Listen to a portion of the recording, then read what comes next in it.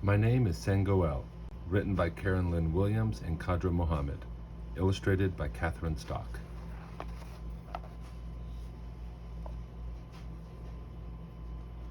Don't worry, the wise one said as Sangoel prepared to leave the refugee camp.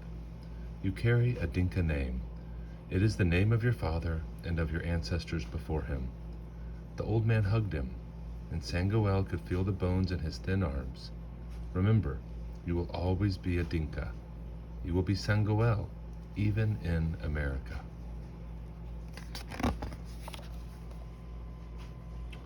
Sangoel's father was killed in the war in Sudan. His family had to run from the fighting in the middle of the night. Sangoel was a refugee. He did not have a home. He did not have a country. Many people in the camp were waiting to be resettled, but the wise one could not leave. No country wanted one who was too old to work. In America, you will have a new home, Sangoel's friend told him. You will never again have to escape in the night. Everyone waved goodbye. Sangoel's little sister, Lee, cried. Silent tears rolled down Mama's cheeks. Sangoel knew he would never see his friends again. The skyboat took them to America.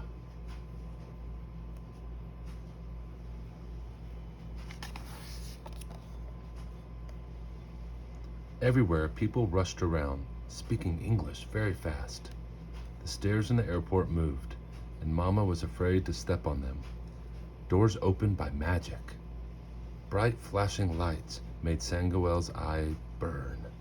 He shivered, and his head ached.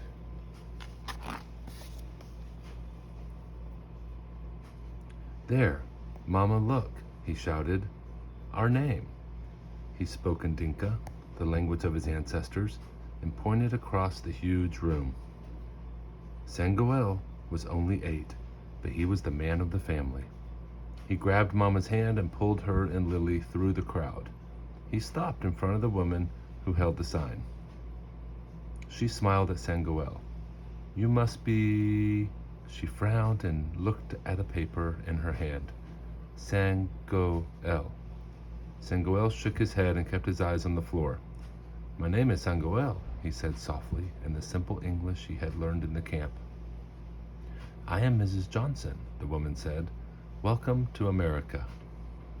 She threw her arms around Mama and Lily. She bent down and squeezed Sangoel. She smelled like flowers. Mama and Mrs. Johnson were both crying.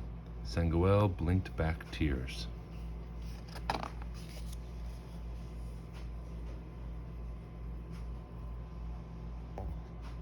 America was big and open and free. There was no barbed wire to keep them in. Mrs. Johnson showed them how to cross the street. All the cars stopped when the light was red, but Mama would not move until Mrs. Johnson helped her. Their new home was called an apartment. Mrs. Johnson brought a big bag of used clothes. She showed Mama how to cook on the stove. Sangoel translated. Everyone practiced pushing the buttons on the telephone. They learned how to eat with forks. The TV was a box with real people inside. Lily cried when Sangoel turned it on. She cried again when he turned it off.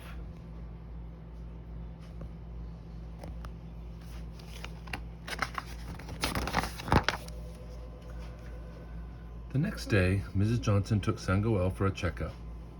The doctor stared at the medical form and scrunched up her forehead. Sangoel, how are you? My name is Sangoel, he mumbled. I am well. The doctor nodded and listened to his heart. Her hands were cold. When it was time to go to school, Sangoel did not want to leave Mama and Lily. But Mama said, You must go to school. Sangoel remembered the words of the wise one.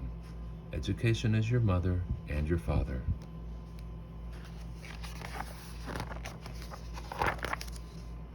The teacher gave him his own desk. But when she introduced him to the class, she scrunched up her forehead, trying to read his name. This is Sangoel. Sansang, the girl next to him called out. The kids laughed. Sangoel lowered his head. He remembered the wise one's words and held his anger inside. My name is Sangoel, he whispered, but no one heard. Mrs. Johnson signed him up for football, but in America they called it soccer. Everyone on the team got a brand new shirt, as blue as the sky in Sudan. Sangoel lined up with the other boys, and the coach called out each of their names. When he frowned at the paper, Sangoel knew whose name he would call next. My name is Sangoel, he said before the coach could say it wrong. As Sangoel walked home from practice, one of his teammates ran up. Hey, Sango. My name is Sangoel, he called softly as the boy ran off.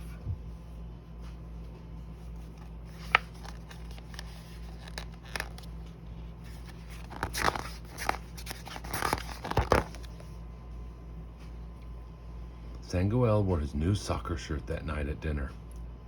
But he still wasn't happy. The rice stuck in his throat, and he wished he were back at the camp. What's the matter? Mama asked. In America, I have lost my name. Mama sighed. Her eyes were sad.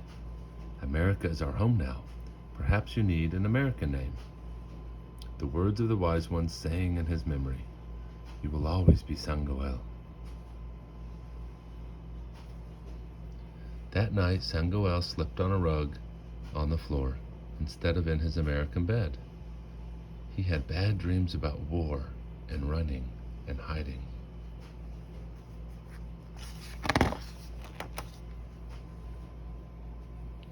In the morning, Lily giggled and pointed to the letters on his shirt. Dynamo, Sangoel told her. He straightened his shoulders. It is my team name. See the ball? Then Sangoel had an idea. He dumped all of his clothes out of the bag Mrs. Johnson had brought. In the pile, he found an almost white shirt. He got his school markers and went to work. Finally, Sangoel put the markers away. He took off his brand new soccer shirt. He put on his almost white shirt and went to school.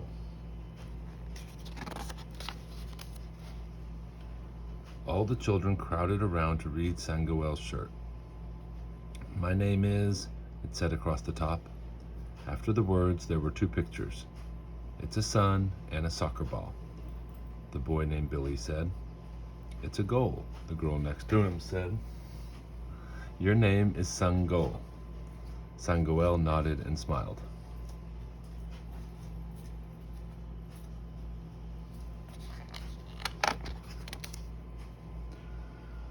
The girl took a piece of paper out of her desk. She made a quick design and held it up. I am Carmen, Sangoel said. Yes. The girl held 2 thumbs up. Other students began tearing pages out of their notebooks and grabbing markers from their desks. Across the room, a boy held up his paper. My name is Jason. I'm Keisha. Another girl waved her picture like a flag. Toby drew a toe and a bee.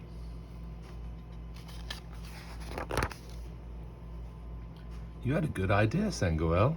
His teacher gave him a big smile. And you have a very good name. He stood tall and proud. It is the name of my father and my grandfather and his father before him, he said. My name is Sangoel, even in America.